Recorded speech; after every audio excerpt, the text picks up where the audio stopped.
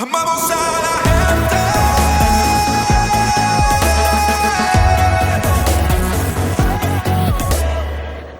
Amada iglesia, nosotros llevamos ya 3 domingos desarrollando una serie que se llama La Promesa. Y como bien ustedes han escuchado, Dios ha puesto en nuestro corazón, específicamente en el corazón del pastor de esta casa, el hablar acerca de la importancia del Espíritu Santo en nuestra vida. Esta serie es una serie que para mí es una de las series favoritas y de mayor reto en este tiempo. Favoritas porque creo fielmente que Dios nos está llamando como iglesia a crear una conciencia mayor de la obra del Espíritu Santo en nuestra vida. Para mí es importante porque cuando leo las Escrituras me topo con que a partir de Cristo, la obra que comenzaron los discípulos, que sigue a través de la historia y que nosotros estamos siendo parte de la historia, lo hace aquello que es tan importante en esa obra, aquello que nos capacita, que nos faculta, que nos impulsa, que nos dirige, que nos revela a Cristo, se llama el Espíritu Santo. Para mí es importante porque el Espíritu Santo, como hemos escuchado anteriormente, es la manifestación de la gracia, de la cercanía de Dios para con nuestra vida. El Espíritu Santo es la esencia de Dios que vive en ti, que mora en ti y en mí.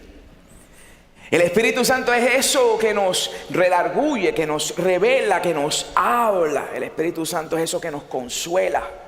Es esa tercera persona de la Trinidad. Y yo quisiera cerrar esta primera serie, porque esta serie tiene subdivisiones o subseries que vamos a estar desarrollando. Porque cuando escuché la carga del pastor en cuanto a este tema, creo fielmente que el desenlace de esto que Dios ha puesto en nuestro corazón para hablar será un nuevo tiempo en esta iglesia.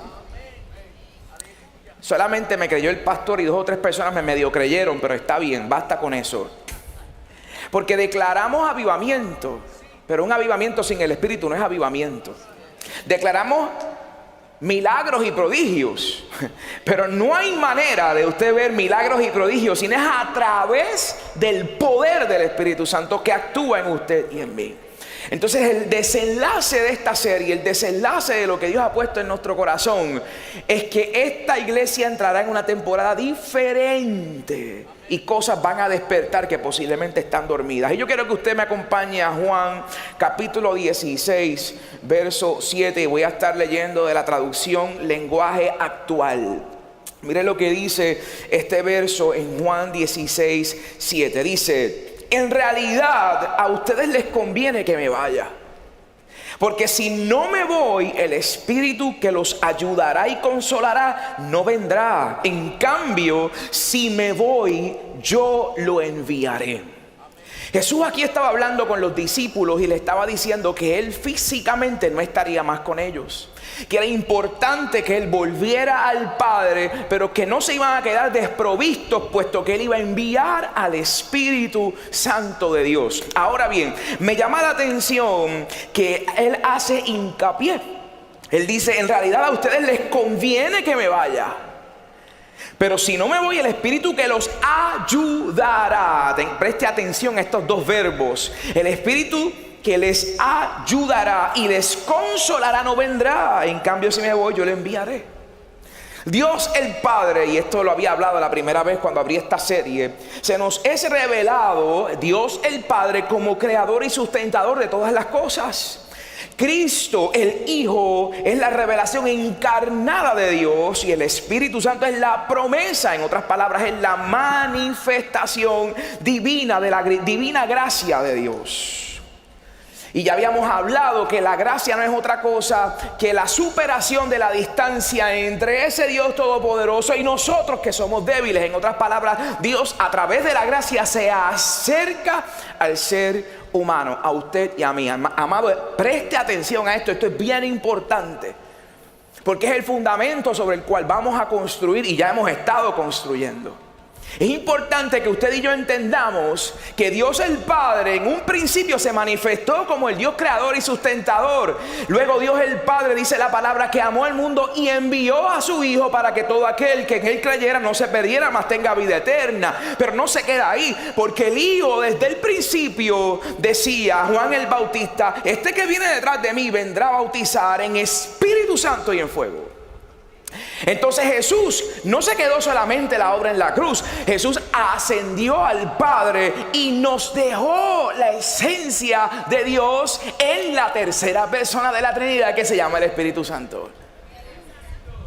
Un espíritu que ya no viene y se va, como en el Antiguo Testamento, que dice la palabra que el Espíritu venía sobre hombres y mujeres para hacer determinadas cosas, sino que mora en ti y en mí.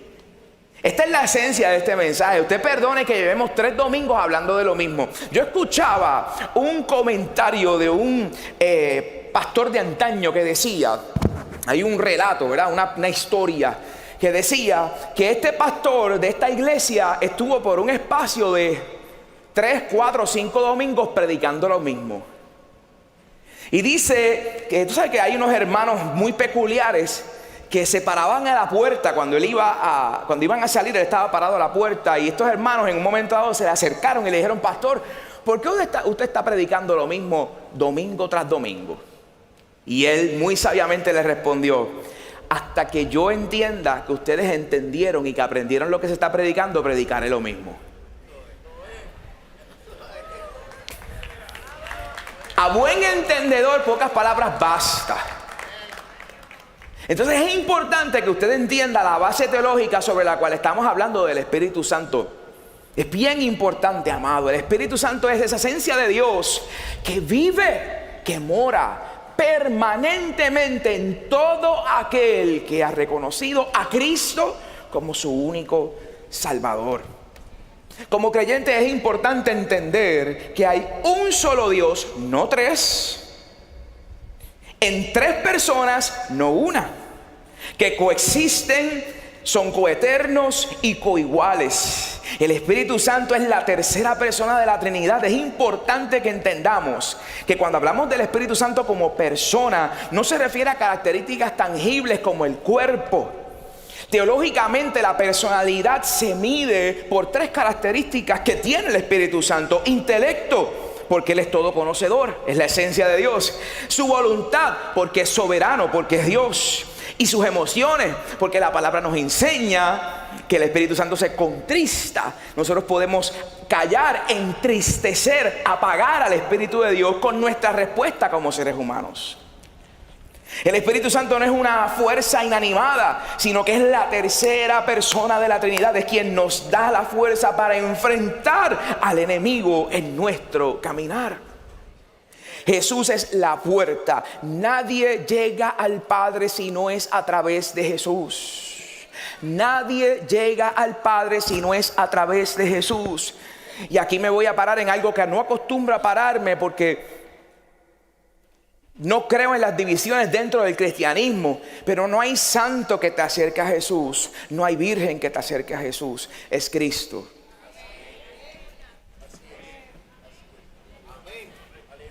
Incluso voy más allá. No hay, a veces quizás usted dice: pero yo no creo en ese dogma que presenta a la Virgen como intercesora. Yo no creo en santos, pero posiblemente tienes cosas que son tu ídolo y han sustituido a Dios. Incluso cosas dentro del cristianismo que hemos tomado como ídolos, como amuletos, y vienen a suplantar, a sustituir la figura de Dios. No hay otro camino, es Cristo, el único camino. No hay otro. Ahora bien, aquí voy a entrar en lo que Dios puso en mi corazón para el día de hoy. Esto fue simplemente una introducción. Para mí es importante en esta serie establecer el fundamento teológico, porque es importante que usted conozca por qué hablamos del Espíritu Santo y cómo no estamos descartando jamás en la vida la primera persona, que es el Padre, y la segunda persona, que es el Hijo. Es bien importante que usted entienda esto. Ahora bien, cuando nosotros vamos a Hechos 1:8, aquí es que me quiero estacionar en el día de hoy. Dice Hechos 1:8. Pero cuando el Espíritu Santo venga sobre ustedes, recibirán poder. Serán mis testigos en Jerusalén, en toda la región de Judea, en Samaria y en todo el mundo. Hay dos cosas que para mí resaltan de este verso, que quiero dejar con ustedes, quiero dejarle en su corazón en esta mañana. Evidentemente, cuando usted comienza a estudiar el libro de Hechos, y usted continúa leyendo las epístolas de Pablo, de Juan, de Pedro, de Lucas, de Judas, usted va a encontrarse en varias ocasiones, y específicamente en el libro de Hechos, la urgencia, la insistencia de los discípulos de llegar a los lugares e impartir el Espíritu Santo. Y en este verso Jesús le estaba diciendo a los discípulos, porque en este verso específicamente, en este momento de Hechos 1:8, Jesús ya había resucitado y se le había aparecido a los discípulos y les dice: pero cuando el Espíritu Santo venga sobre ustedes, recibirán poder y serán mis testigos. Entonces esas dos cosas para mí resaltan de ese verso. Y es el emplazamiento que creo que el Espíritu de Dios en este día, en esta mañana y en esta primera parte de esta serie quiere darnos a nosotros como Uno Church. Tenemos que recordar que el Espíritu Santo ha venido sobre nosotros para que recibamos poder. Ay, Dios mío, yo no sé a quién yo le estoy hablando. Poder, tienes poder. El poder de Dios está sobre ti. Y número dos, para que seas testigo. Cuando la Biblia habla acerca, o cuando hacemos esta mención de recibiréis poder o recibirán poder, esto viene como consecuencia de la llenura del Espíritu Santo. Ser lleno del Espíritu Santo implica tener unas capacidades reforzadas por el Espíritu y un carácter producido por Él. Recibir poder no es como si estuvieras viendo una película de Marvel donde tú te vas a convertir en un superhéroe, vas a caminar sobre las aguas, vas a volar. No es eso. Evidentemente van a haber unos dones que se van a manifestar a través de ti. Por ende tendrás unas capacidades reforzadas por el Espíritu. Pero no se te olvide la segunda parte, que también produce un carácter espiritual en nosotros. Los términos que se refieren a la llenura en hebreo y griego apuntan al mismo significado, y este significado es el siguiente: dominio y control total del Espíritu en nuestra vida. Oh, santo Dios. Cuando hablamos de recibir poder, lo que implica es que el Espíritu tiene dominio y control total de tu vida. O sea que no es una cuestión fantástica.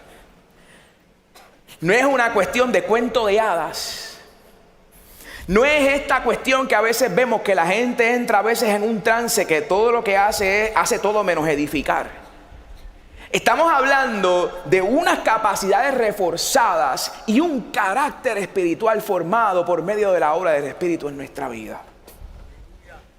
Y no solamente eso, sino que es control y dominio total de nuestra vida. La mejor forma de describirlo sería a través de esta ilustración: la soberanía de Dios como causa y la sumisión humana como efecto. Esto es bien importante. La soberanía de Dios como causa y la sumisión humana como efecto. El problema de cuando no estamos conscientes de la obra del Espíritu Santo en nuestra vida y de que esa es la esencia de Dios en nosotros, es que es todo lo contrario. La sumisión humana viene siendo ¿qué? La causa y el efecto, la soberanía de Dios. En otras palabras, cuando usted y yo no estamos conscientes de que ser llenos o recibir el poder del Espíritu Santo implica dominio y control total de nuestra vida por parte del Espíritu, entendemos a Dios como un Dios transaccional. Un Dios que yo lo puedo manipular, que está ahí para darme, está ahí para suplirme, está ahí para mimarme, está ahí para responder cuando yo lo necesite, pero no hay sumisión al Espíritu.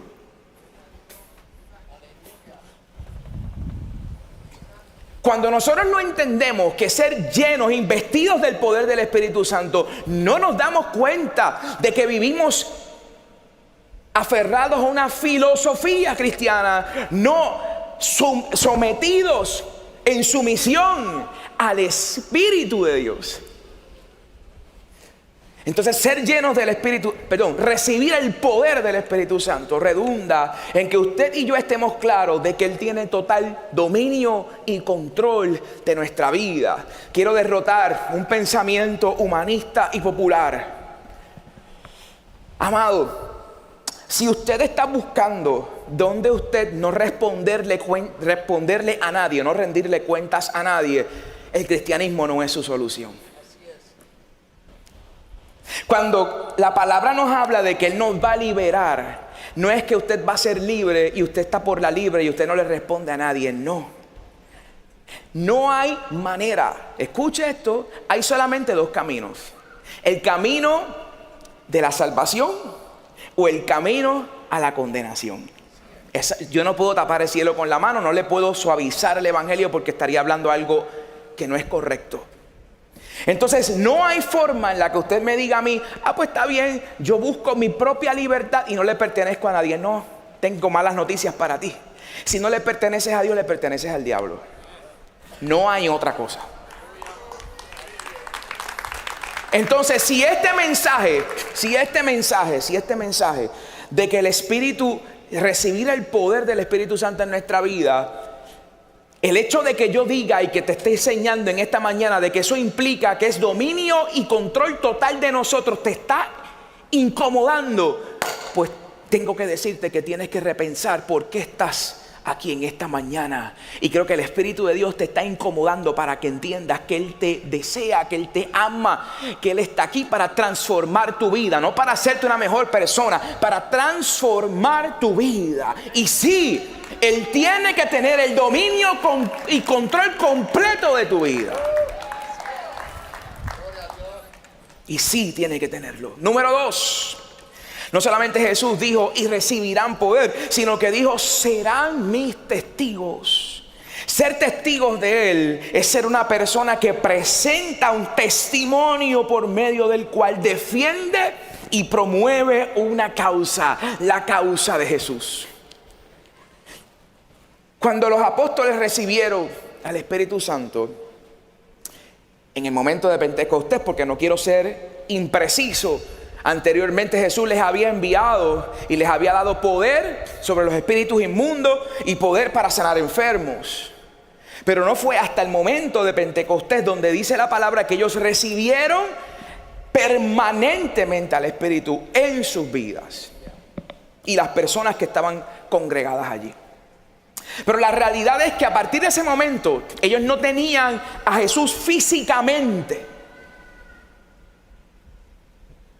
y se convirtieron en testigos de Jesús. Dice la teología, se describe el ser testigos de Él como alguien que defiende y promueve una causa. La pregunta que te hago en esta mañana, ¿tú estás dispuesto a defender y promover la causa de Jesús? Amado, esto es Biblia. Esto no es interpretación propia. Esto no es un dogma de esta iglesia. Esto es Biblia. Esto es verdad fundamental. ¿Estás tú y estoy yo dispuestos a defender y promover la causa de Cristo? Esto era lo que Jesús le estaba diciendo a los apóstoles. Lo increíble y lo espectacular de esto es que esto ya no residía solamente en los discípulos, sino en todo aquel que creyera en el nombre de aquel que es sobre todo nombre.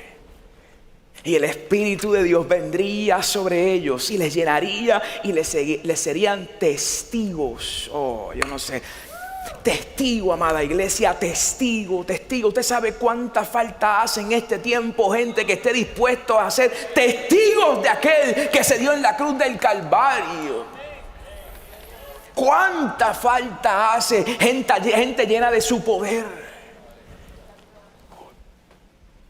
Te quiero dar 3 ejemplos que encuentro en el libro de Hechos. Hay muchos más, pero quiero dejarte 3 ejemplos y quiero dejarte 3 puntos que Dios ponía en mi corazón para esta mañana. La palabra nos enseña a través de Hechos 1:8 que Jesucristo le dijo a los discípulos: y recibirán poder y me serán testigos. Y Dios ponía en mi corazón, creo que Dios puso en mi corazón estos 3 puntos para esta mañana. Número 1, hablemos con denuedo. Denuedo no es otra cosa que esfuerzo, arrojo y ardor. Te pregunto en esta mañana, ¿tú sientes la necesidad de esforzarte por la causa de Cristo?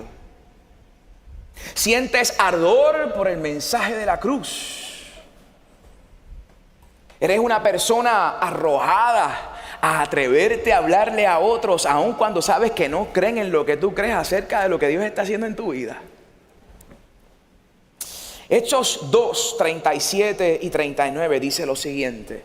Este es el momento de Pentecostés, cuando viene el Espíritu sobre la gente. Los 120 que estaban allí comienzan a hablar en diferentes lenguas. Y dice la palabra que Pedro se levanta y da un discurso. Y mira el resultado de este discurso de Pedro. Dice: al escuchar esto, todos se conmovieron profundamente y les preguntaron a Pedro y a los otros apóstoles: hermanos, ¿qué debemos hacer? Pedro les dijo: cambien su manera de pensar y de vivir. Bautícese cada uno de ustedes en el nombre de Jesucristo. Así Dios les perdonará sus pecados y recibirán al Espíritu Santo como regalo. Esta promesa es para ustedes, para sus hijos y para todos los que están lejos, es decir, para todos los que el Señor nuestro Dios quiera llamar. Aquí usted ve cómo la obra del Espíritu Santo en la vida de Pedro lo facultó de tal forma que él se pone en pie y comienza a hablar en medio de gente, sí, que había recibido al Espíritu Santo, pero la palabra nos dice que habían otros testigos diciendo: esta gente está borracha. O sea, dentro de la gente que estaba consciente de lo que estaba pasando, dentro del corillo que había recibido al Espíritu Santo y que estaba manifestando por consecuencia de recibir al Espíritu Santo, había gente que se estaba burlando. Había gente que estaba dudando de lo que estaba pasando. Sin embargo, Pedro se pone de pie en medio de esa presión y lanza un discurso. Y el resultado del discurso es que conmueve, lo dice la palabra, conmovió los corazones al punto que la gente le decía: ¿qué tenemos que hacer? ¿Cuántas veces tú te has atrevido a hablar en medio de tu trabajo? ¿Cuántas veces nos hemos atrevido a hablarle a nuestros familiares? ¿Cuántas veces nos atrevemos hoy día, incluso en las redes?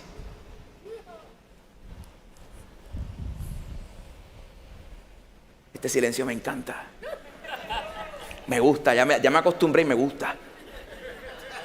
¿Cuántas veces te atreves a decir que tú eres cristiano en las redes?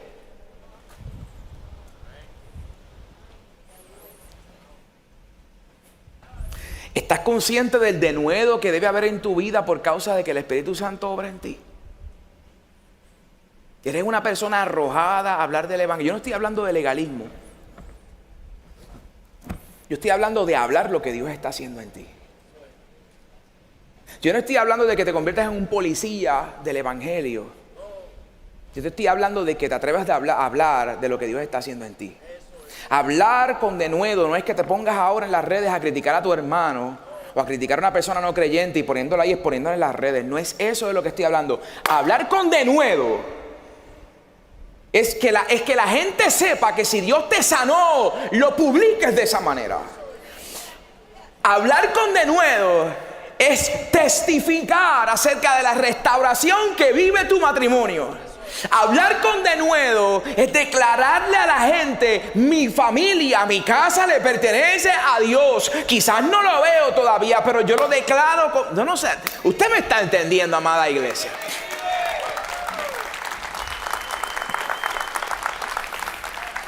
Y a ese punto le voy a sacar más punta ahorita. No se preocupe, le vamos a sacar más punta, pero se lo voy a dejar, este primer punto se la voy a dejar ahí. Hablar con denuedo. Una de las cosas que Dios está llamando a uno, church, es a retomar el atrevernos a hablar con denuedo acerca de Dios.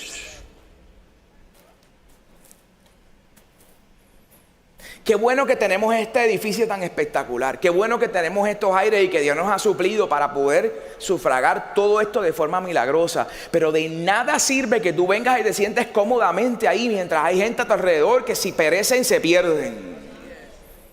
De nada sirve. Qué chévere que tenemos esto. Qué bueno que tenemos tan espectaculares servidores en este lugar. Pero no es para eso que Dios nos proveyó esto. Aquí caben alrededor, no sé, 1000 y pico de personas.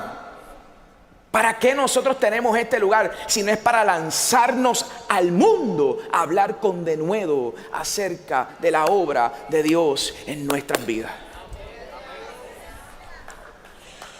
Con denuedo. Vamos, dáselo fuerte a Él, al que vive. A mí no me des nada, es a Él, a Él, a Él, a Él. A mí no me des absolutamente nada. 2.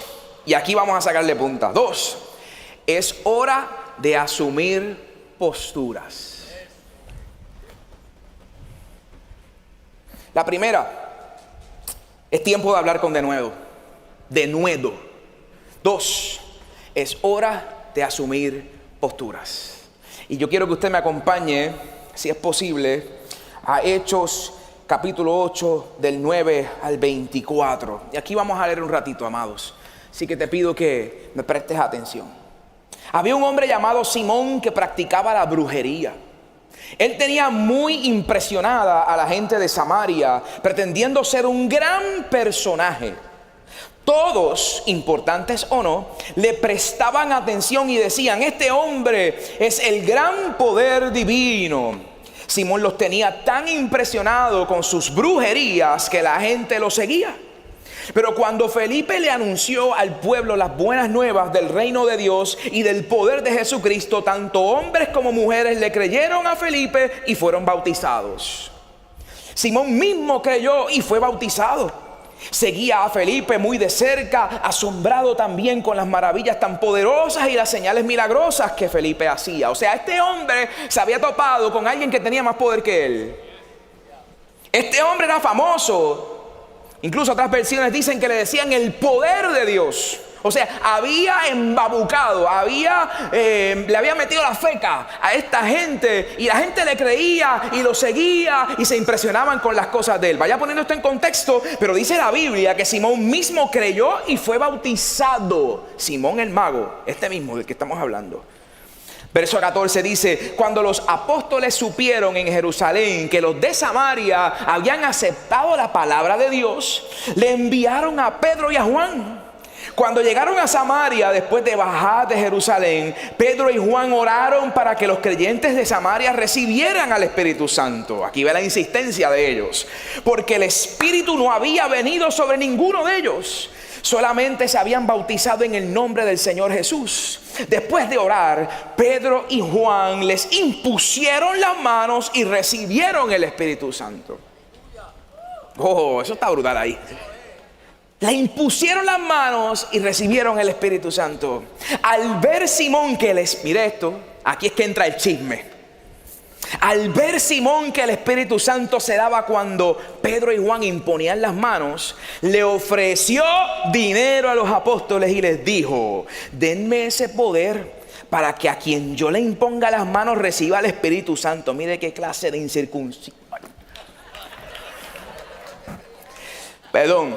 Entonces Pedro le respondió: este Pedro es como Juan Carlos. Yo creo que yo soy celote. Si hubiese nacido en el tiempo de Jesús, hubiese sido un celote como Pedro. Entonces Pedro le respondió: púdrete con tu dinero. ¿Pensaste que podías comprar el don de Dios?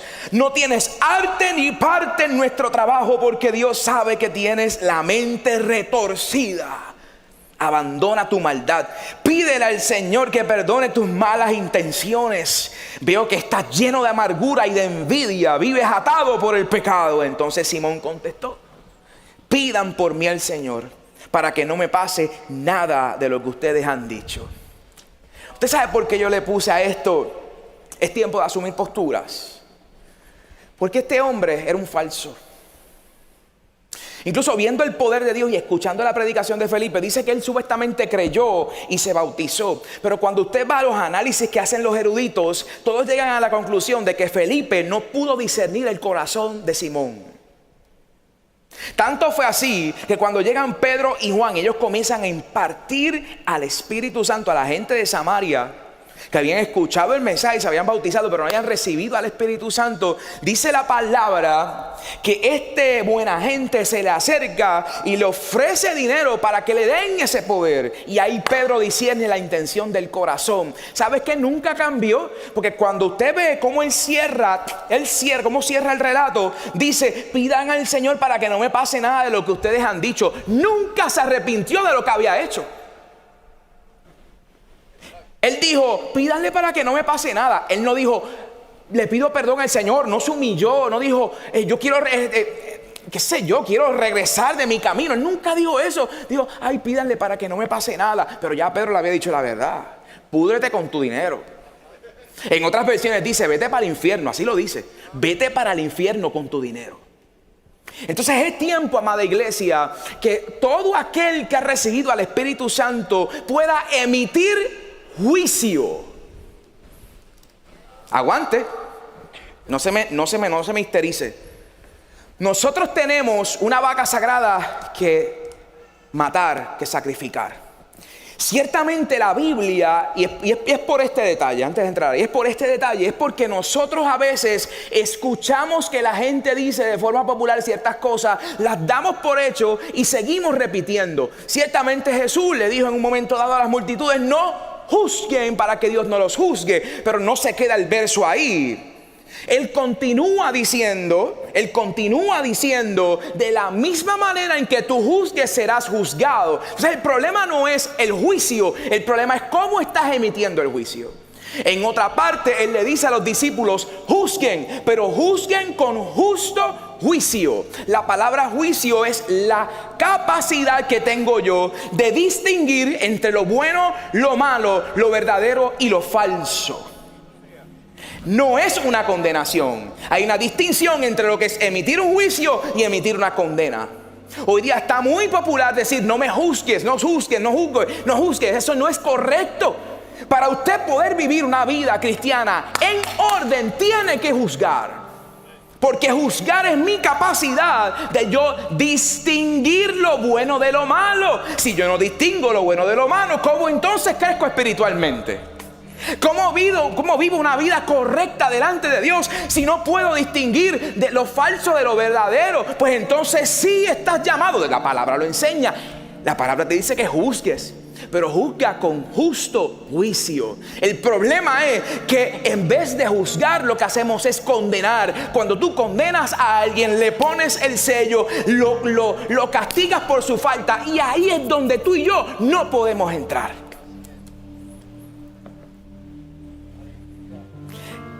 ¿Qué hizo Pedro en el caso de Simón si no fue juzgar? ¿Qué hizo Pedro si no fue eso? ¿Qué Pedro distinguió? Lo bueno de lo malo.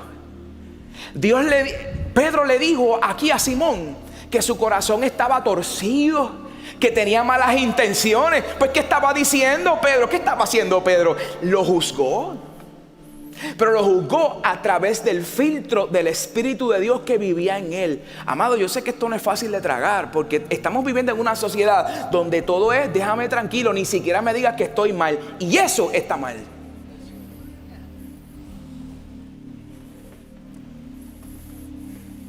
La palabra de Dios enseña, incluso en Proverbios, que más vale la ofensa de un amigo que el beso de un hipócrita.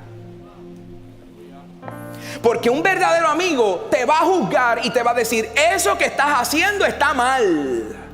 Un hipócrita te va a decir: sí, sí, sí, sí, y vas camino al fracaso y te va a seguir diciendo: sí, sí, no te preocupes, estás bien. Entonces, ¿dónde estamos parados? Pedro asumió una postura y emitió un juicio por causa de la obra del Espíritu Santo en él, haciéndole caso incluso al mandato de Jesús. Escúchame, iglesia. Si la palabra te llama a juzgar, la palabra dice: el espiritual todo lo juzga. Ay, Dios mío. No te estoy diciendo condena, te acabé de distinguir ambas cosas. Yo hablaba esto con los jóvenes hace unos viernes atrás y le preguntaba, los ponía a pensar y les decía, denme un ejemplo acerca de esto. La diferencia entre juicio y condena. Y ellos muy sabiamente, como jóvenes al fin, esas tertulias son bien interesantes. Me dijeron, la ropa. Si entra una persona, en este caso una fémina, con una ropa que a la gente le escandaliza, ¿cómo actuamos? Muéstrenme un ejemplo donde emitimos juicio y un ejemplo donde emitimos una condena. El que condena, cuando ve a la persona, no piensa en la condición del corazón, mira solamente cómo está vestida la persona y la trata de acuerdo a cómo está vestida. El que juzga, como está juzgando con justo juicio a través del filtro de la palabra de Dios, antes de ver la bendita ropa, mira el corazón y le preocupa la condición del corazón de esa persona. ¿Entiende la distinción? Juicio, condena. El que condena va a mirar lo que superficialmente está. El que juzga va a mirar el corazón de la persona y va a procurar que esa persona entre en un proceso de sanidad y que sea el Espíritu de Dios el que le convenza si tiene que cambiar o no la forma de vestir, porque eso está sujeto a opinión y a gusto. ¿Me doy a entender, amado? Es tiempo de asumir posturas. Es tiempo de asumir posturas en cuanto a temas difíciles. Es tiempo de asumir posturas en cuanto al asunto del aborto. Es tiempo de asumir posturas en cuanto al asunto de la marihuana y el cannabis medicinal. Es tiempo de asumir posturas en cuanto a la posesión de armas. Es tiempo de asumir posturas en cuanto al sexo antes del matrimonio. Es tiempo de asumir posturas. ¿Sigo mencionando?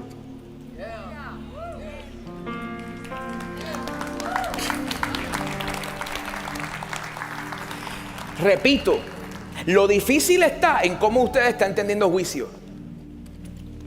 Porque si usted está entendiendo juicio como condena, pues claro que le va a salir mal todo el tiempo y claro que se va a equivocar todo el tiempo. No es eso de lo que está hablando la palabra. El problema no es que usted emita juicio, es cómo lo está emitiendo. Por eso Jesús decía, con la misma vara que tú midas te van a medir. Pero la realidad es que es tiempo de asumir posturas. Y número tres, está el caso de Cornelio. Y no me da tiempo de leerlo todo, no quiero extenderme demasiado. Pero Cornelio era este militar prominente que se le aparece este ángel y le dice, ve a tal región y busca a aquel que le dicen Simón, que también le llaman Pedro. O que se llama Simón y le dicen Pedro. A la misma vez que esto estaba pasando, Pedro recibe también un mensaje de parte de un ángel, donde le está diciendo acerca de Cornelio. Pero también le muestra una visión donde hay muchos animales y le dice a Pedro, mata y come. Y él le dice, Señor, mi tradición judía me impide el yo puedo comer de todo lo que está ahí porque es impuro. Y el Señor le dice, no llames impuro lo que yo he santificado, purificado. Él no sabía de qué era la visión hasta que llegan estos hombres a buscarlo a él. Se topan con Cornelio. Y la cuestión es que ellos comienzan a orar por Cornelio y la gente que estaba congregada en su familia y reciben al Espíritu de Dios. Y quiero que leas, quiero llevarte a este verso que para mí es el más importante. Verso 34, 10:34. Mire lo que dice Pedro. Entonces Pedro dijo, ahora entiendo que de verdad para Dios todos somos iguales. Dios no discrimina a nadie, sino que acepta al que le honre y lleve una vida recta. Dios dio su mensaje a los israelitas y les anunció las buenas noticias de paz por medio de Jesucristo, quien es el Señor de todos. Y con este relato de Cornelio, que no me da el tiempo de leerlo completo y explicarlo completo, lo que Dios ponía en mi corazón es que Dios nos va a atraer a aquellos que otros no desean. Dios nos va a atraer como iglesia a una generación que otros no desean. Dios nos va a atraer a gente que no cumple con los estereotipos que tenemos arraigados y las tradiciones que tenemos arraigadas a nuestra mente y a nuestro corazón. Cornelio era ese. Cornelio era un romano que se había convertido al judaísmo, pero no era bienvenido en la comunidad judía porque no se había circuncidado. O sea, él no había cumplido con todo lo que la tradición judía establecía y por eso él no era parte de la comunidad. Sin embargo, Dios estaba enviando a Pedro para que impartiera el Espíritu Santo a él y a la gente que estaba con él. ¿Me doy a entender? Dios va a empezar a traer gente más rara que yo a este lugar. Que al igual que yo, si usted me mira, no cumplo con todas las cosas que establece la religión. Pero de igual forma, Dios impartirá su espíritu a la gente que Dios va a traer a este lugar.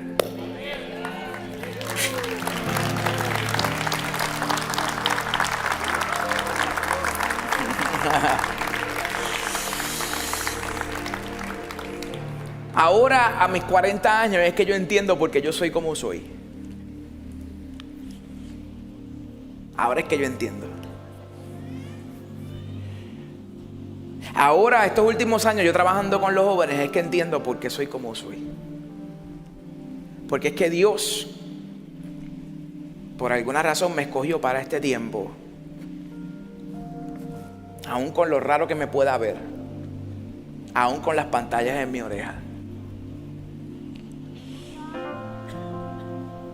Por alguna razón a Dios le ha placido yo romper, aún cuando tengo gente en contra, gente que me critica, yo romper con los estereotipos de lo que debe ser un cristiano.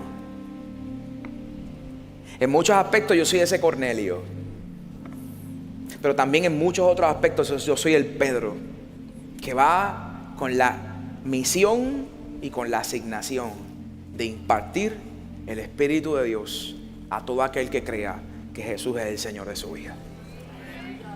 Y a eso es que nosotros hemos sido llamados, iglesia. La insistencia de los apóstoles en impartir el Espíritu es porque ellos ya sabían la intención de Dios.